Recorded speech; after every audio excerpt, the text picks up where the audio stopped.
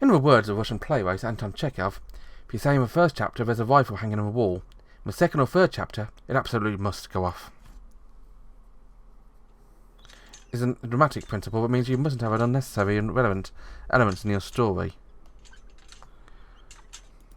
I too follow after a girl in my wheelchair. Quite aware that my actions are basically pointless, but according to Chekov, if you say in the first chapter there's a rifle hanging on the wall, in the second or third chapter it must go off. That's how it goes. The case of disappearing bullet has been resolved, but some mysteries still remain. The issues are hoping to have all been settled, and any misunderstandings cleared up. So this is... what? It's about resolving my own issues, or taking responsibility for a fallout? I don't really know who or what I'm doing this for. I just know I want to interrogate the girl who slipped out of the dormitory. Is now walking ahead of me. I want her to ask her whereabouts of a gun. I continue tailing her, making sure to keep my distance. As expected, she makes her way, well, not towards the school, but along a little path leading towards town. Where does a wise man hide a leaf? In the forest. But heading somewhere out of sight is usually best, of course. As I watch her walking along, I think to myself about why I'm doing this. I originally deduced the rabbit's disappearance stemmed from an error on everyone's part.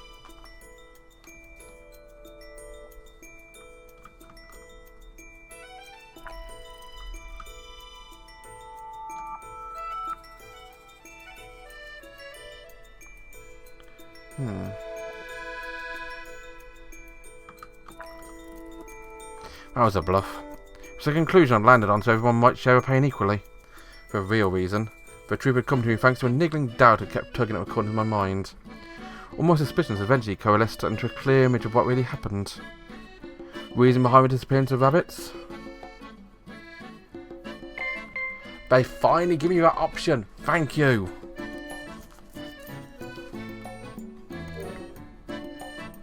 Right. Working on that basis, I could follow a thread of logic. The motive is still unclear, but it works as a reason for her to hide the rabbits. Yes, her. Who is the culprit behind the rabbit's disappearance?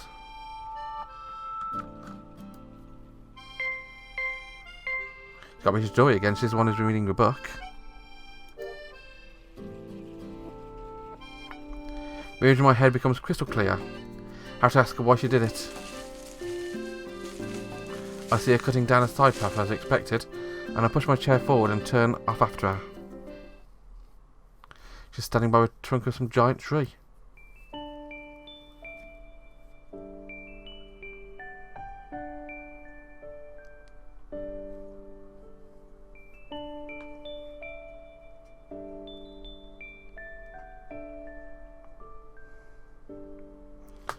Gazing down at its roots, dipped in the rays of a setting sun, her expression looks just as annoyed as ever.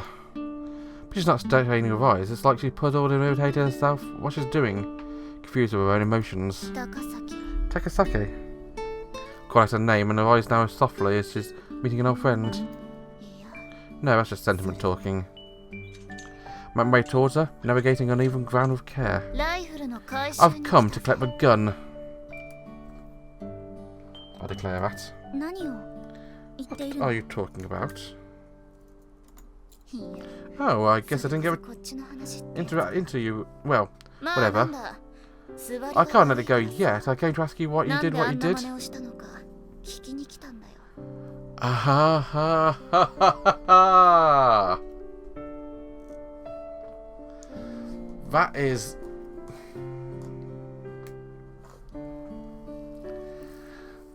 I didn't click that bit. I clicked most of what was going on. There's one aspect of the story I missed, which has just suddenly clicked in my head. Do you recognise it?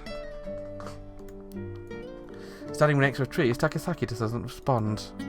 She just stares at me intently, as though trying to read my intentions on the look in my face. You want to know why I'm here? It's about the baby rabbit you took. That's already over. Yeah. Ostensibly. That conclusion is the one I wanted, but it wouldn't sit right with me until I discovered the actual truth. So, Takasaki, the two baby rabbits that disappeared are already dead, aren't they?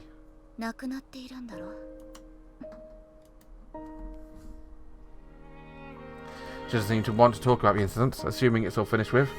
She remains silent as I bring us back to a part I didn't add up. To Chekov's gun.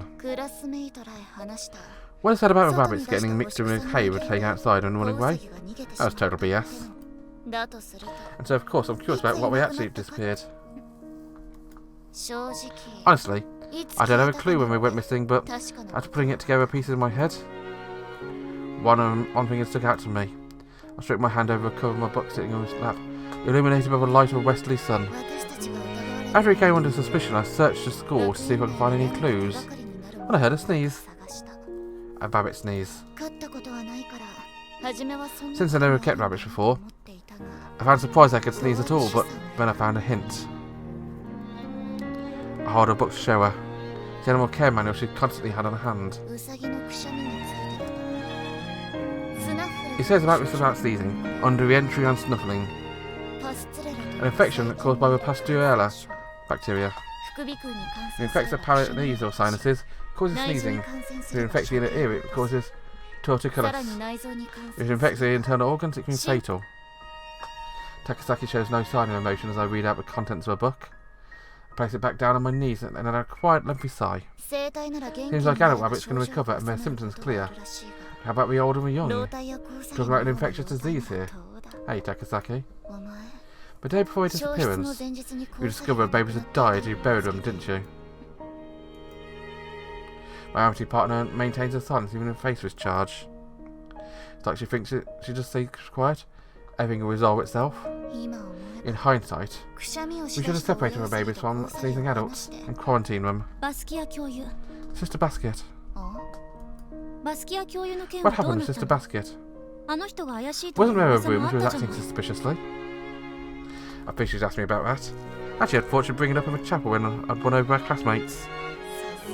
Perhaps the only reason she didn't was because she couldn't say directly to a teacher's face that there was suspicion. Of course, I did look into the issues with Sister Basket. Result of my investigation?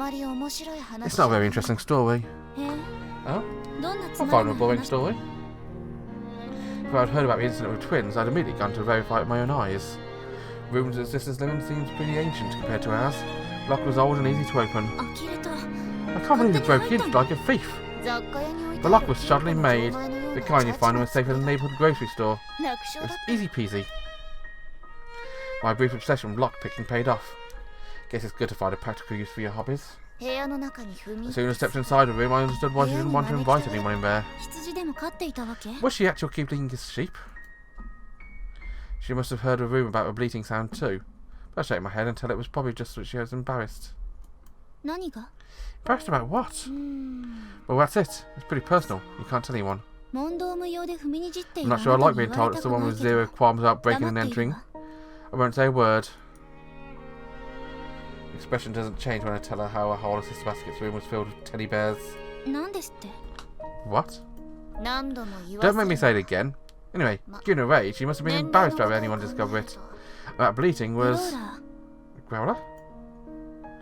I'm relieved to already know she already knows what it is. I don't know how to explain. Yeah, I don't know why. She has a bear that makes a noise like a sheep when you turn it on the side. Scared living daylights at me when I accidentally knocked everything over.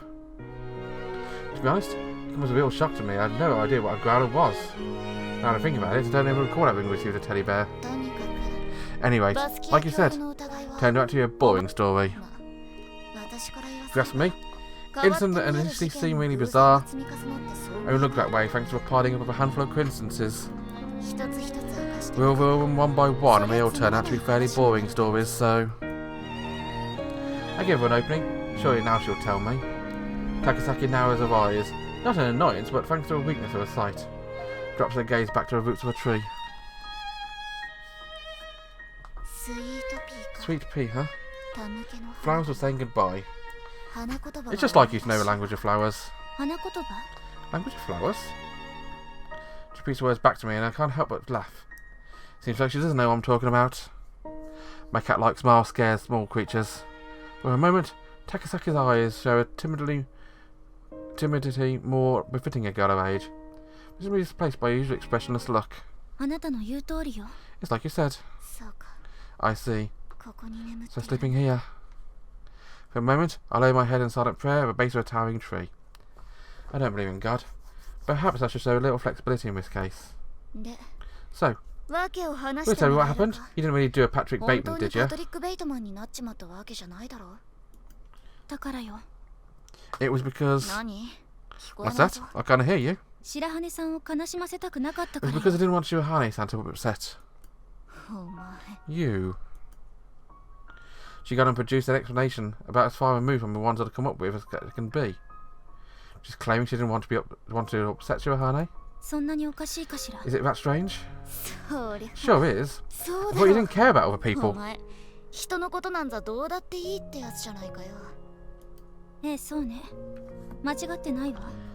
You're right. I don't. But even I feel guilt.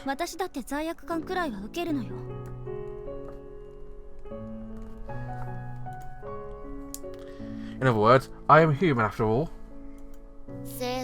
Is this because of that time you got grilled about Yuri Kosaka during Bible study? I still don't understand what I did wrong, no matter how close they were. It's just a classmate leaving at the end of the day, but the tauteness suddenly dissolves from her features and her brows furrow. Still enough that Shirahane-san is sad. So on top of that, you couldn't tell her that her baby brother she loved so much had died.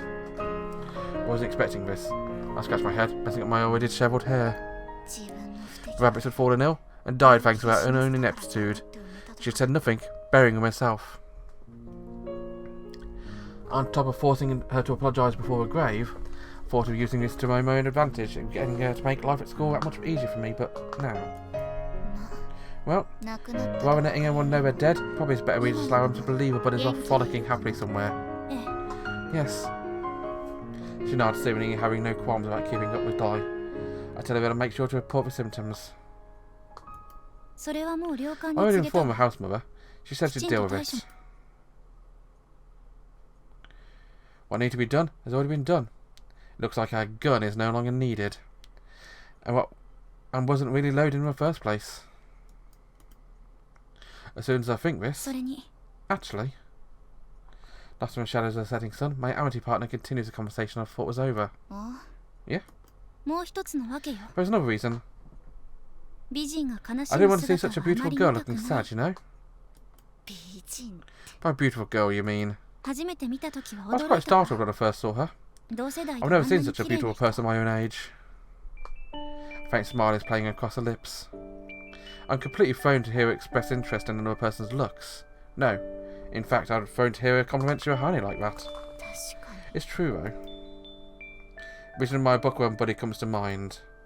There are others here at the Academy who are just as good looking, like Yuri Yatsuro and Noenaka Mikado. Their beauty is different to Shirahane's. Hers is the kind of beauty that makes you ache deep inside, like a precious childhood memory you've always held dear. Which is why, although she attracts everyone, they can never themselves get too close to touch her or speak to her. You don't know real truth to anyone, right? Her words dispel the image of Shirahane from my mind, and I voice my assent. I won't do anything to damage my own reputation. Ignorance is bliss, and all that.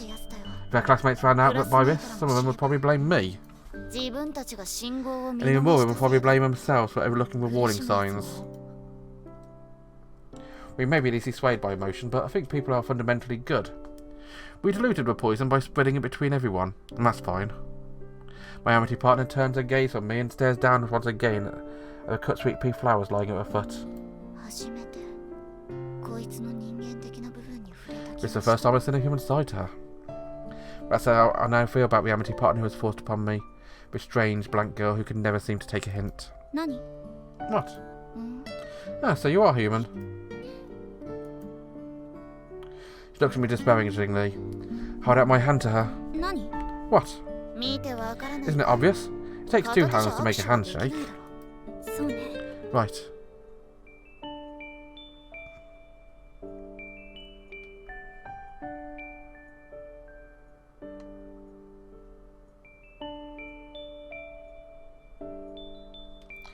In the dim afterlight, I can't make out her expression. It'll be our little secret.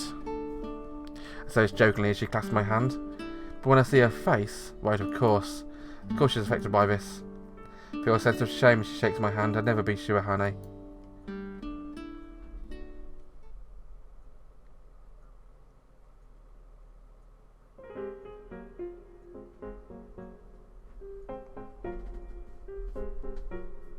There is a story in Grimm's fairy tales called Alaliha. A dying queen's last request is that her husband never marry, unless it is a woman as beautiful as her.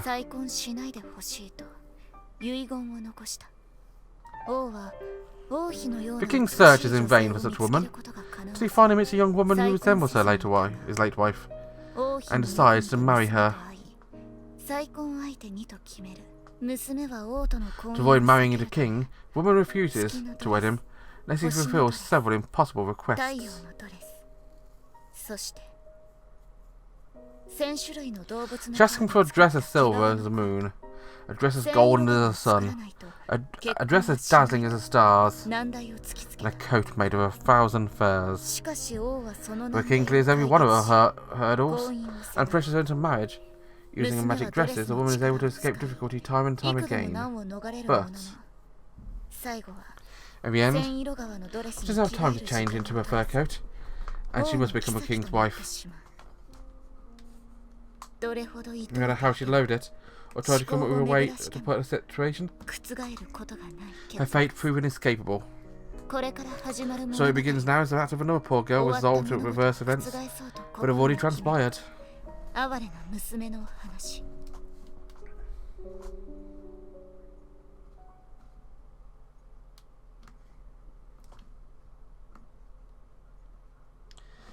Chapter 2. Alaliha.